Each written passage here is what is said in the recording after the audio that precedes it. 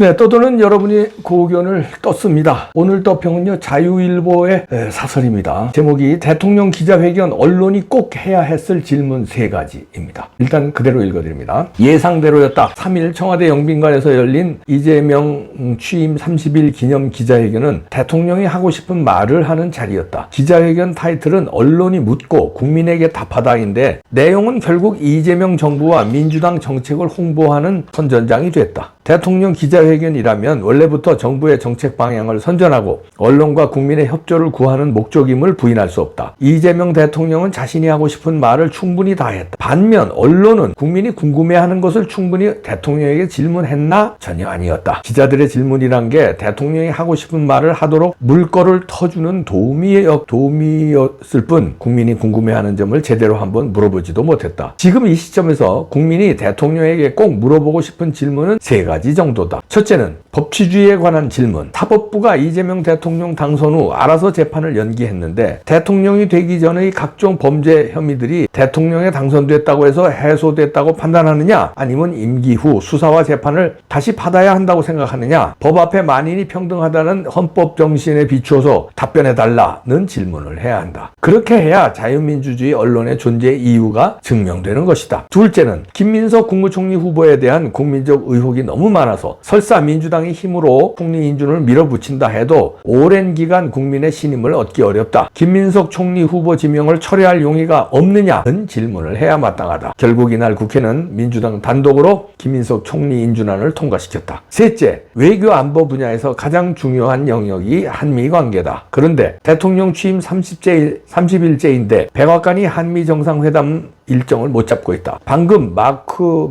루비오 국무장관이 5일로 예정됐던 한국 방문 일정까지 갑자기 취소했다는 뉴스가 떴다. 대통령은 이에 대해 어떻게 판단하고 있는가? 혹시 얼마 전 워싱턴 내셔널 프레스 센터에서 열린 국제공정선거연합의 한국의 부정선거 문제와는 관련이 없는 것인가? 이날 기자회견은 미리 짜여진 각본이 없었다. 그럼에도 언론은 국민이 진정으로 궁금해하는 질문을 하지 못했다. 지금 조중동 등 한국 언론은 사실상의 시체나 다름없다. 이렇게 자유일보의 설로 꼬집었는데요.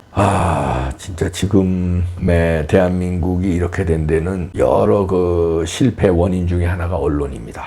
큰 원인 중에 하나가 언론. 부정선거 못 밝히는 큰 원인 중에 하나도 언론이고요. 사법 질서 이렇게 특히 재판 엉망으로 가는 거, 이것도 언론이 제대로 짚지 못해서. 그런데 저는 여기서 자유일보 그래서 3가지를 질문했어야 된다는 거 아니에요? 이거를 안 한 기자들, 왜 기자들이 그럴까? 저는 이 기자회견 안 봤어요. 언제서부턴가 저는 텔레비에 그 뉴스 나오는 거를 보기가 싫더라고요. 그래도 정치평론가면 TV에 9시 뉴스라든가 아침에 그 시사 프로그램을 봐야 되거든요. 그런데 보기가 싫어요. 이유에 아시겠죠? 그리고 이런 기자회견도 보면은 괴로울 것 같아서 보기가 싫어서 안 봤어요. 근데 이렇게 사설에서 지적을 해준 걸 보고, 아니 이런 질문 진짜 안 했단 말이야? 이게 기자회견이냐? 이래서 이거를 이제 소개하는 건데요. 김민석에 대한 거 처리할 용의가 없느냐, 이런 질문도 안 나왔단 말이야. 그 다음에 법치주의 재판 다시 받을 거냐, 임기 끝나면, 이런 질문도 안 했단 말이야. 그리고 지금 내셔널 프레스 클럽에서 열리고, 그 다음에 의회에서 브리핑도 있었어요. 미국 의회에서 한국 부정선거 문제, 이것도 질문 안 했단 말이야. 내셔널 프레스 클럽에서 했는데, 그리고 국회에서 했는데, 미국에서 이거 어떻게 생각하느냐, 질문 안 했단 말이야. 그리고 마코 루비오 장관 왜 불과 닷새 전에 이 엄청난 약속을 파기하고 방한을 안 하느냐, 이것도 질문 안 했단 말이야. 그런데 뭐 미리 짜여진 각본은 없었다 그래? 차라리 짜라.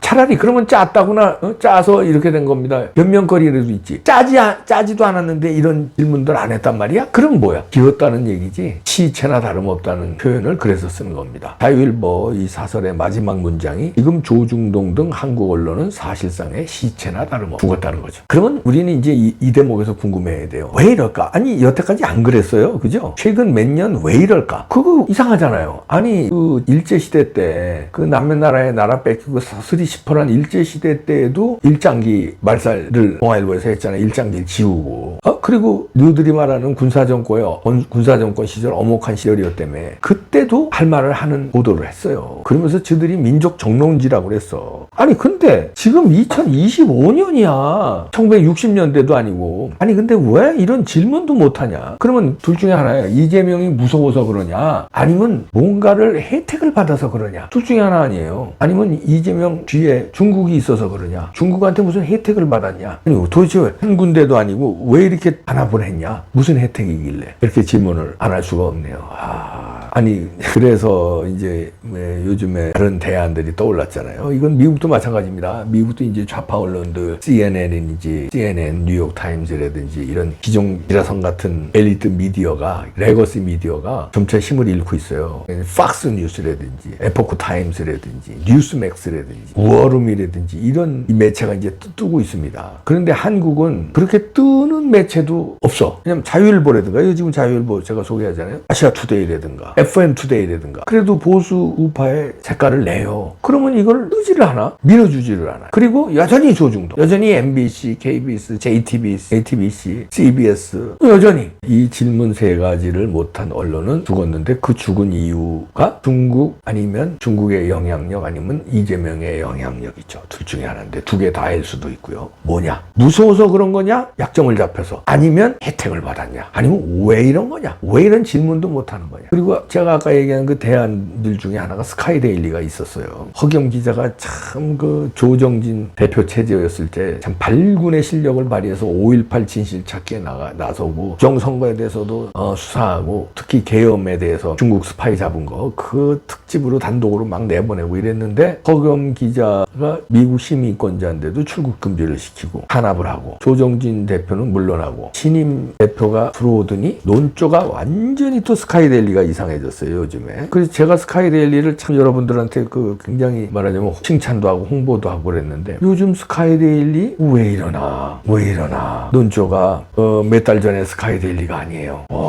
그러면 여기도 뭔가 사장 바뀐 다음에 지금 사장이 민병투고 편집국장이 고동석이라는데 이렇게 됐는지 묻습니다. 여기도 압박이 있었던 겁니까? 아니면은 혜택이 있었던 겁니까? 둘 중에 하나일 텐데 왜 이렇게 논조가 바뀌고 갑자기 국민은 다 보고 있습니다. 다 보고 있어요. 저도 보고 있고요.